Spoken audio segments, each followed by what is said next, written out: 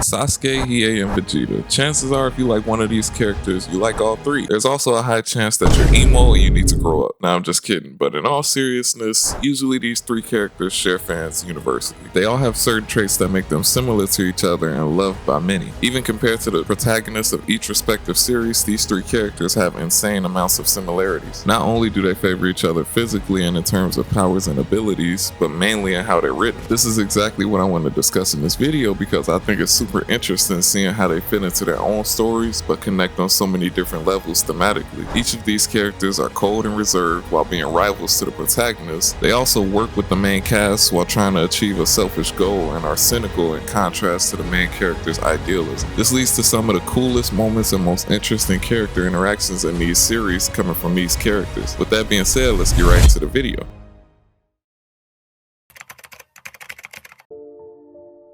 I'm not like my big brother anymore. I have no father, mother, brother, not even a single member of my clan. Which means that I am alone. I alone can bear the weight of all the hatred in the world now. Cold and reserved are the first two words that come to mind when I think of any of these characters. I mean, if you ever need a gif of an anime character just staring into the abyss, they got you. The most interesting thing about it though is, like I mentioned earlier, they all have a reason for being this way. That reason being all of them were forcefully separated from their entire bloodline at a young age. Sasuke was 7 years old when Itachi killed the entire clan and forced him to watch it over 500,000 times as a form of love. I don't know, I think people who justify Itachi as a good brother need to be heavily monitored because that's insane. This trauma causes Sasuke to grow up not building meaningful connections with the people around him and choosing to remain isolated. Instead of living a normal life as a kid, making friends and hanging out with his peers, he hard focused on his goal of revenge, which made him come off as very distant. This is similar to Vegeta in the fact that he lost the majority of his race to the tyrant Frieza before the age of 12. Not only this, but him and a few Saiyans that did survive were forced to work under Frieza as servants while constantly being demeaned.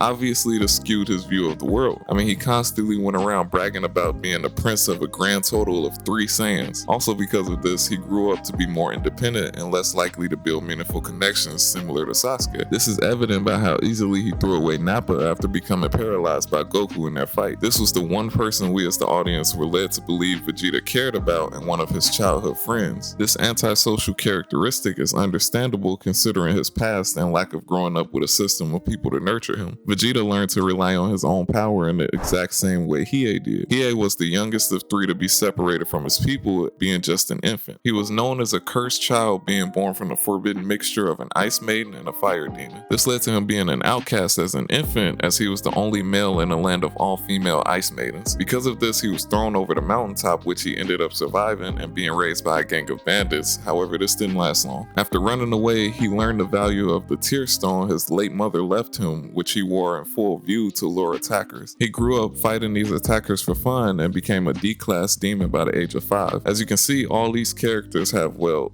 fucked up backstories. Them losing everyone who loved them from a young age forced them to grow up with unhealthy relationships with those around them, which is why they were always so distant. This, however, is also one of the reasons these characters are appreciated so much. Now, I'm not the most talkative person, which is ironic considering I have a commentary channel. However, I learned one thing that I think applies to all these characters. I learned that it's okay not to be as talkative as other people because that just means when you do speak, your words carry more weight. People tend to listen up more compared to someone who's constantly talking. This is true for all of these characters too. They don't speak much, but when they do, their words hit hard. They have some of the best speeches and monologues in their entire series because of this. Also because they tend to be reserved when they do show emotion, even if subtly, it hits hard. This is why Vegeta's sacrifice is one of the best scenes in not only Dragon Ball Z, but all of anime. For a character who's been cold and reserved for a majority of the series to give a heartfelt speech to his loved ones and rival while sacrificing his own life made me feel things I can't even explain.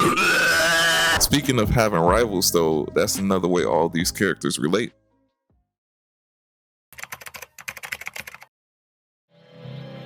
Spend most of your life ruled by another. Watch your race dwindle to a handful. And then tell me what has more meaning than your own strength. I have in me the blood of a Saiyan prince. He is nothing but a joke. Yet I've had to watch him surpass me in strength. My destiny thrown to the wayside. He's He's even saved my life as if I were a helpless child. He has stolen my honor. And his debts must be paid.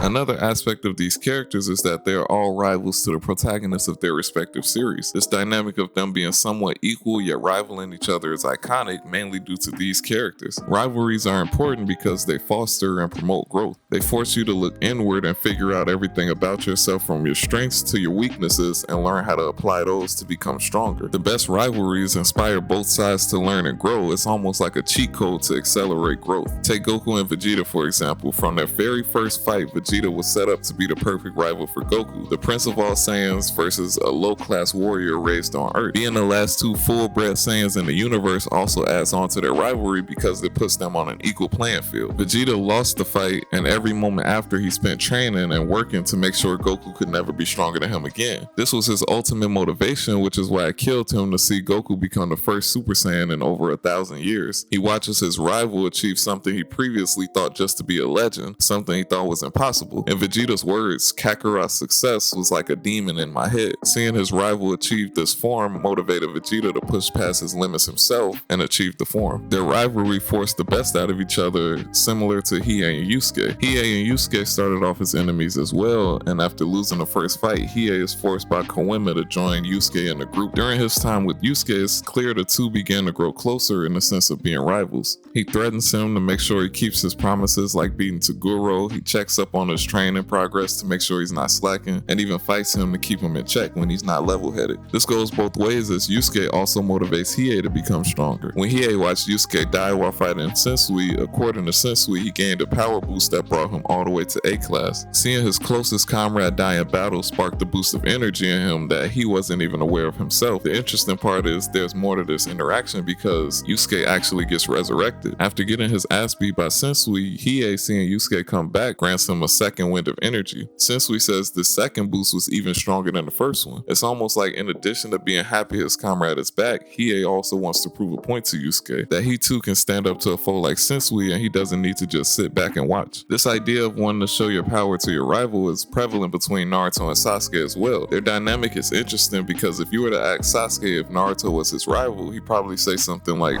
rival? I don't have any rivals. I have one thing. A desire to kill a certain individual. Yeah, alright Sasuke, we get it, you're emo. Even though they're obviously rivals, Sasuke tries to ignore this fact. This leads to Naruto constantly trying to prove his worthiness as a rival to Sasuke. This is something that no matter how hard Sasuke tries to avoid, he can't ignore. Naruto, whose goal is set on being Hokage, strives to surpass Sasuke in strength for that reason. Sasuke, whose goal is revenge, sees anybody who's stronger than him as a stepping stone towards his goal, which is why him and Naruto make perfect rivals. Both have narrative reasons to get stronger, and their constant shift in power dynamic keeps both motivated to keep improving. This is a perspective that all of these characters share. The idea that nobody will be stronger than them, and if somebody is, they tend to develop a friendly or sometimes unfriendly rivalry. Artest looking, gives it to Brian. Brian dribbling, has to put it up with the buzzer, banks it in! Run out by Kobe Bryant, behind. Here comes George to Kobe Bryant. Bryant inside, it's good!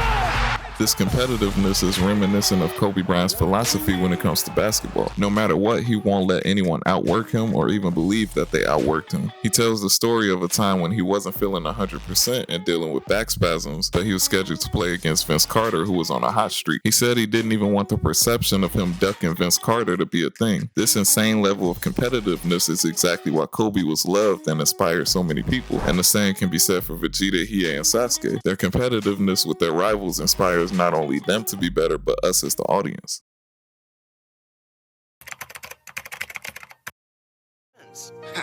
Friends are just a crutch for the weak. And I wasn't acting.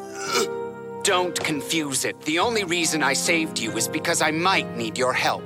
If there's one thing guaranteed about Hiei, is that he'll give 100% if he's on a mission with the team. There's also a guarantee that he'll be talking shit the entire time. In the 4th Saint Beast arc, there's a scene where everyone is stuck under a fallen ceiling, and Hiei, being the fastest, is the only one who can reach the lever quick enough to stop it. There's tension created when the enemies offer Hiei a spot on their side, and this makes Hiei stop for a second and think, leaving Kuwabara and us as the audience wondering if trusting Hiei was the right thing to do. Hiei waits for the testicle to turn around and then cuts his eye Hiei telling him, Tell your masters, this is their chance to beg for mercy.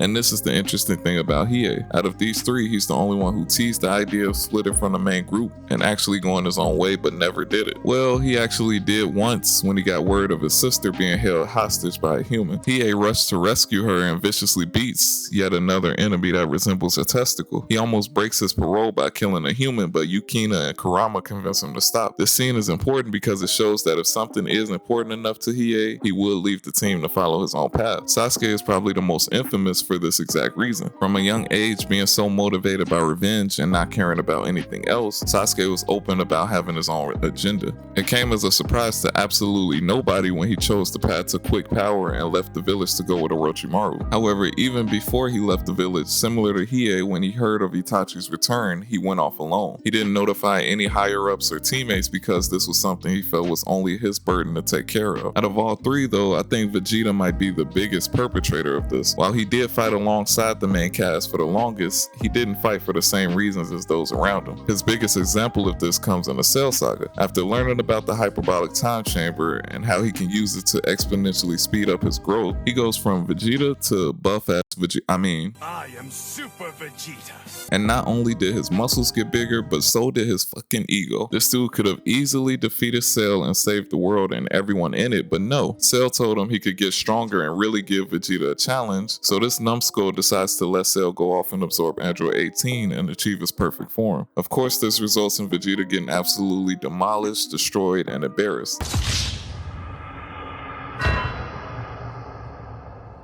I think at the core of these characters, wanting to go off on their own regardless of being part of a group is a lack of trust. A lack of trust due to their traumatic upbringings and lack of healthy relationships growing up. I think what draws so many people to them is appreciating their growth as we watch them lose bad traits like this over the course of the shows. Another bad trait these characters struggle with is being cynical.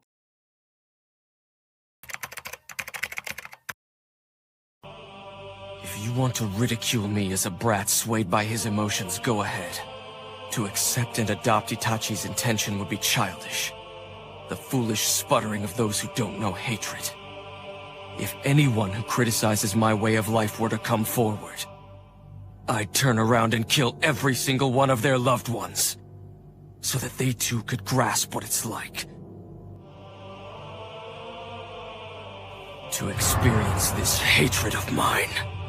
At the core of all these characters lies pessimistic and cynical worldviews. Once again, their past being a major contribution to this, but also what they experience in the present as well. Sasuke, like I mentioned earlier, raced to confront his brother, who was the root cause of his traumatic past. However, this moment quickly turned Sasuke from being determined and purpose-driven into a lost and confused shell of himself. After the fight, Sasuke feeling inferior, thinking about his loss to Itachi and Naruto's win over Gaara, Sasuke decides to challenge Naruto. The fight ends with Sasuke using Chidori and Naruto using Rasengan. However, they get separated by Kakashi before clashing. After thinking his attack was the stronger one, he realized he was wrong. All of these things led him further and further into a dark outlook on life and made him vulnerable to Orochimaru's call for power. This, along with Itachi telling him to foster his hatred, caused him to sever his bonds in search of quick power. This is insanely similar to Vegeta and his descent back into darkness. After the events of the Cell Saga, Vegeta feels defeated internally. He could care less that the Earth is safe and Cell was defeated. He's still stuck on proving his strength to his rival Goku. That's why when Goku came back to Earth, Vegeta only had one thing on his mind. He wanted a rematch to finally settle things between the two. The problem was that Vegeta was willing to sacrifice everything he had built to that point in pursuit of selfish power. When Goku asked Vegeta why he let Babidi take control of him even though he never depended on anyone before, Vegeta says he thought the relationships and family he built were just holding him back from becoming stronger. In the end, however, being faced with the threat of Buu, he realized what truly was important to him was everyone around him, even Kakarot. Hiei is very similar in the fact that in a cynical nature, he belittles the meaning of friendship and its importance. All three of these characters perfectly mirror the protagonists of their series because they tend to be optimistic and idealistic. Hiei, for example, in the scene I mentioned earlier when they were about to get crushed, asks Yusuke in a condescending way if trusting him is the smart thing to do when he's already vowed to get revenge. Yusuke saying he does trust him leaves Hiei shocked and confused as this is a new feeling. Naruto constantly chases Sasuke's friendship and a bond, and in a lot of ways, Goku does the same with Vegeta. Ultimately, this is the one main reason for all these characters feeling the same. Throughout all their journeys, we're watching them grow and learn how to go from a life of trauma and solitude into a life surrounded by comrades who love them. Their past makes them distant and unsure of trusting the people around them, and in turn, this leads to the closest connection they can build with a comrade being a rival type of relationship. One where they can grow together, yet still stay to themselves and do their own thing. It's this, watching them learn to overcome these obstacles, that make them such easy characters to be drawn to and appreciate. If you made it this far in the video, leave a like, drop a comment, it helps a lot. I love you, and I'm out. Peace.